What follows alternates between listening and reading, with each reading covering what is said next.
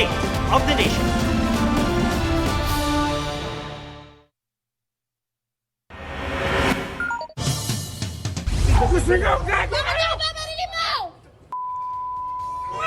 Pilit inaawat ng kanyang kasamahan ng lalaking iyan sa Taguig City.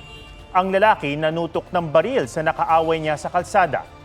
Nairita raw ang lalaking naka-orange sa walang tigil na pagbusina ng motoristang naharangan niya. Arestado na ang suspect na retiradong miyembro ng Philippine Marines. Tumanggi siyang magkomento. May namumuong political crisis sa South Korea kasunod ng deklarasyon doon ng martial law ngayong gabi. Sa isang televised briefing, sinabi ni South Korean President Yoon Suk-yeol na kinakailangan ng martial law para alisin ang mga puwersang anyay kontra sa gobyerno at nakikisimpatya sa North Korea. Wala siyang binanggit na direktang banta mula sa North Korea. Inakusahan niya ang oposisyon na sinalungat daw ang parliamentary process para ilugmok ang bansa. Sa ulat ng South Korean media, hinarangan na ang parliament at hindi makapasok ang mga mambabatas. Nagdeklara na rin ng martial law command doon na hawak na nila ang media, bawal magpulong ang parliament at mga partido at sino mang lalabag ay aarestuhin kahit walang warrant. Sa nakalipas na buwan, bumaba ang rating si President Yoon. Ang martial law declaration kinondena ng main opposition party na hawak ang majority sa parliament. Kamakailan, sinabi ng oposisyon na balak nitong i-impeach ang mga top prosecutor at tapyasan ang panukalang budget ng gobyerno. Ayon sa Commission on Filipinos Overseas, nasa 16,774 ang Filipino migrants sa South Korea. Sumabog na naman ang Bulkang Taal. Pinakamalakas daw ito ngayong taon ayon sa PHIVOLCS. Ilang lugar sa Batangas ang muling inulan ng abo. May report si June Veneracion. Nakita ko yung bigla na taas ang kunin ako. Wala. Gumising kaninang umaga ang ilang taga Batangas sa muling pagsabog ng Bulkang Taal. Huwag kang tutuloy, di ang laang. 4 na minuto itong nagbuga ng makapal na usok at abo. Kitang-kita yan sa CCTV camera ng bayan ng Talisay. Hindi naman direktang naapektuhan ng bayan. Normal naman po at tuloy naman po ang buhay. Tuloy ang pasok ng mga bata. Kinakamahan din po. Siyempre, naputok po yan eh. Nabagyo ng lupa din eh. Pero sa bayan ng Laurel, nagka-ashfall. Ang isang paaralan, nagsuspindi ng klase. Baho naman. Putik ay putik. Kaya nga paso. Nyayap tulo ay. Parang puro putik po yung ulan niya. Tsaka din po dun sa amoy ng bulkan. Masakit po sa ulo. Umabot ang abo hanggang sa bayan ng Agoncillo. Ang ilang residente, naglinis ng bubong. Pagka sa pinabayaan ho namin ito, mabubulok ko ang hero. So kaya kailangan linisin talaga? Kaya kailangan, linisin po namin. Makapal po kanina. Ang pagsabog kanina, 3 beses ngayong taon na pinakamalakas din ayon sa PHIVOLCS. Umabot sa 2,800 meters ang taas ng plume o usok. Minor phreatomagmatic eruption ang nangyari sa Taal. Normal na raw yan kasunod ng major eruption noong 2020. Ang nagiging cause nito, nagsisipage po yung lake water natin papunta sa shallow part ng magma. Parang ano lang po yan, pinainit na kawali, mainit na mainit. Subukan yung lagyan ng tubig, nag-explode po. Alert level 1 pa rin ang Bulkang Taal. Delikado sa kalusugan ng paglanghap ng abo at asupre o sulfur dioxide ng bulkan. Payo ng PHIVOLCS, magsuot ng face mask. Usually po, ang tinatamaan dyan yung may mga respiratory problem. May mga hika, then sensitive din po dyan mga buntis, yung mga matatanda. Di lang Taal ang nag-aalboroto. Nagbuga rin ng abo at usok ang Bulkang Kanlaon sa Negros Island pasado alas 3 ng hapon. Nasa alert level 2 pa rin ang Bulkang Kanlaon. June Veneracion nagbabalita para sa GMA Integrated News. Madaragdagan pa ang impeachment complaint laban kay Vice President Sara Duterte ayon sa Makabayan Bloc. Git naman ng Malacanang walang kinalaman ng Pangulo sa mga reklamo laban sa bise. May report si Jonathan Andal. Isang araw matapos ihain ang impeachment complaint laban kay Vice President Sara Duterte, isa pang reklamo ang nakatakdang ihain ng nasa 50 individual mula sa iba't ibang organisasyon bukas. Mga youth leaders yan, urban poor, religious sector, at iba pa. Ganun ka pursigido yung iba't ibang mga sectors na maging bahagi ng pagsisimula nitong formal proceedings ng impeachment. Makabayan Bloc ang mag-endorso ng reklamo. Matapos iyain sa Secretary General ng Kamara ang impeachment complaint, ibabato ito sa Office of the Speaker na mayroong hanggang 10 session days para isama ito sa agenda sa plenaryo. Sunod na ibabato ang reklamo sa Committee on Justice na siyang magdadaos ng hearing para sa impeachment. Sa loob ng 60 session days, dapat maipasa na ng komite ang rekomendasyon nito sa plenaryo. Pagdating sa plenaryo, kailangan ng hindi bababa sa 1/3 vote o katumbas ng 103 na mga mambabatas. Saka ito uusad sa Senado na siya namang tatayong impeachment court. Kailangan ng 2/3 o di bababa sa 16 na boto ng mga senador para ma-impeach ang isang opisyal. Ang tanong, sa dami ng proseso dadaanan, aabot ba ito bago matapos ang 19th Congress sa Hunyo? And it's hard to say. Tatandaan nyo yung corona case. That took approximately around 4 months and a half. Ako optimistic ako na merong sapat na panahon, tapos merong time pa before the campaign period. Ang Malacanang dumistansya sa impeachment complaint pero hahayaan daw nila ang proseso ng Kamara. Wala kaming kinalaman dyan and we are not going to encourage that. The President has been very clear about his position on this. So any suggestion na political yan or instigated by our side, no. Nauna nang sinabi ni Pangulong Marcos na aksaya lang sa oras ang impeachment laban sa bise. Patuloy na kinukuha ng GMA Integrated News ang panig ng Vice Presidente sa impeachment complaint laban sa kanya. Jonathan Andal nagbabalita para sa GMA Integrated News. Walang record ng Philippine Statistics Authority ng isang Mary Grace Piatos. Si Mary Grace Piatos ang isa sa mga recipient ng confidential funds ng Office of the Vice President base sa acknowledgement receipts na isinumite ng OVP sa Commission on Audit. Sabi ng PSA, pwede nilang hanapin si Piatos kung makapagbibigay ang House Committee on Good Government ng karagdagang impormasyon tulad ng pangalan, lugar at petsa na may kaugnayan sa mga magulang nito.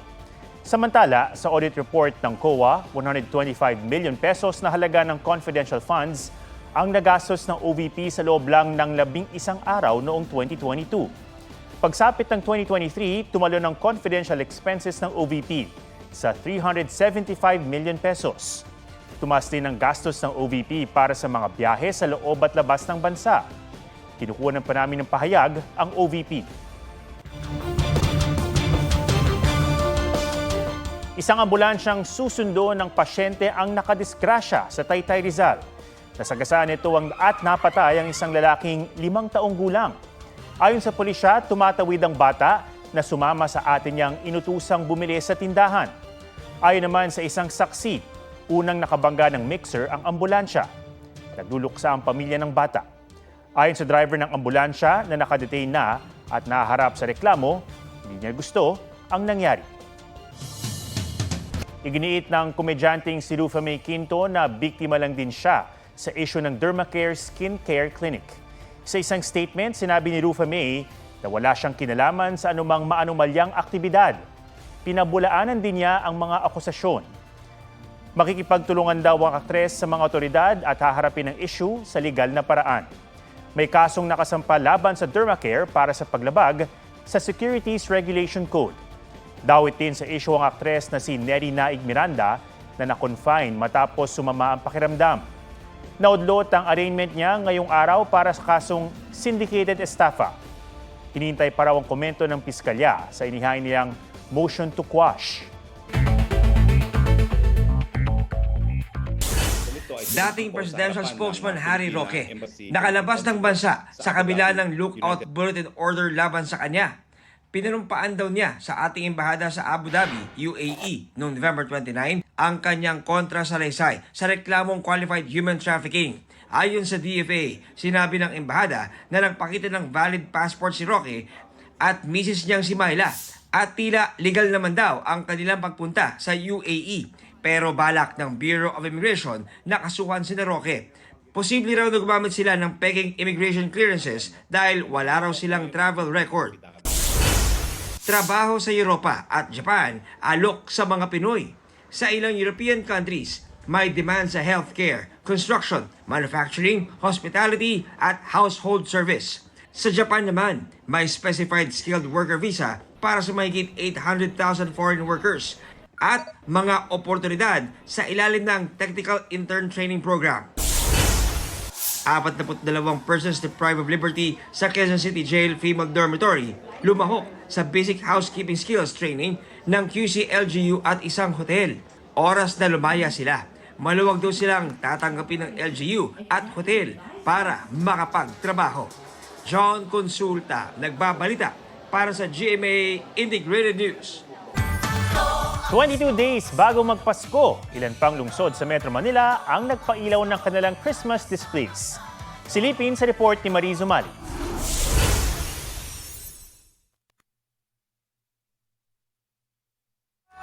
Pinailawan na ang 35 talampakang Christmas tree sa San Juan City. Gawa yan sa kawayan at abaka, swak sa temang Filipiniana. May mga miniature Christmas tree rin na yari sa mga luma o patapong barong Tagalog. Obra yan ng mga persons deprived of liberty. Ibebenta rin daw ang mga ito sa Christmas Bazaar para makatulong sa kanila.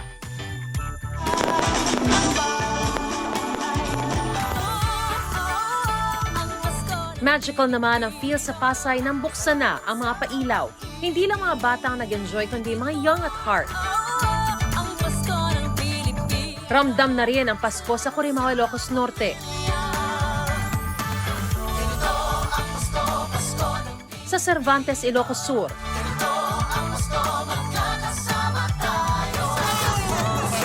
At sa Lapu-Lapu City, Cebu, dahil sa pinailawang giant guitar lantern.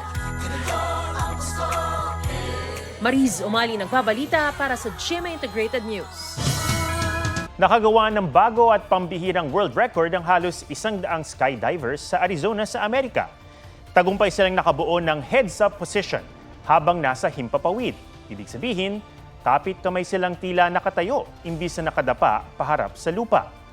Galing sa iba't ibang bansa ang nasa 96 skydivers na lumahok.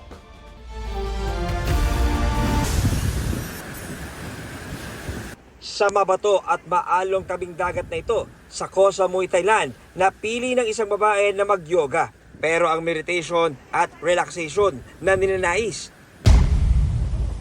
nauwi sa hinagpis. Nilamon kasi siya ng dagat na mabangis. At ang mga saksi, walang nagawa habang tinatangay siya ng naglalakihang alon. Sa tindi ng mga alon, hindi makalusong ang mga rescuer. Ang biktima, napag-alamang isang Russian actress. Nakabakasyon siya roon at kanyang nobyo. Ikakasal na dapat sila ngayong buwan. Matapos ang trahedya noong November 29, nakita ng mga otoridad ang kanyang bangkay noong December 1 at agad inabisuhan ang mga kaanak niya sa Russia. Ayon sa mga pulis, posibleng naubusan ng lakas ang biktima habang pilit isinasalba ang sarili mula sa mga alon na hanggang 3 metro ang taas. John Consulta, nagbabalita para sa GMA Integrated News.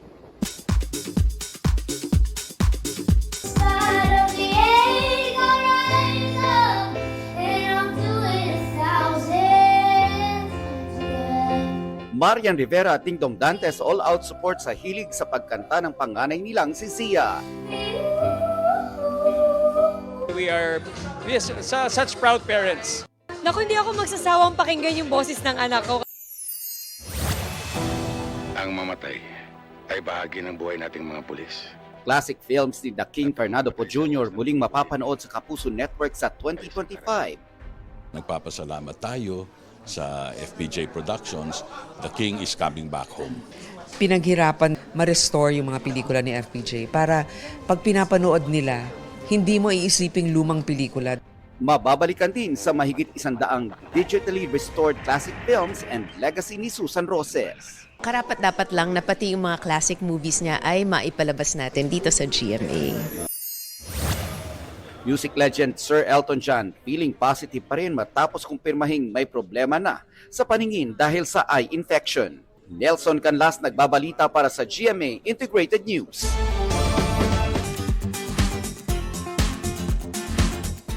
May kakaibang paraan ng aso sa isang resort sa Negros Oriental para makahingi ng treats sa mga guests. Gustuhan na yan sa report ni Ian Cruz.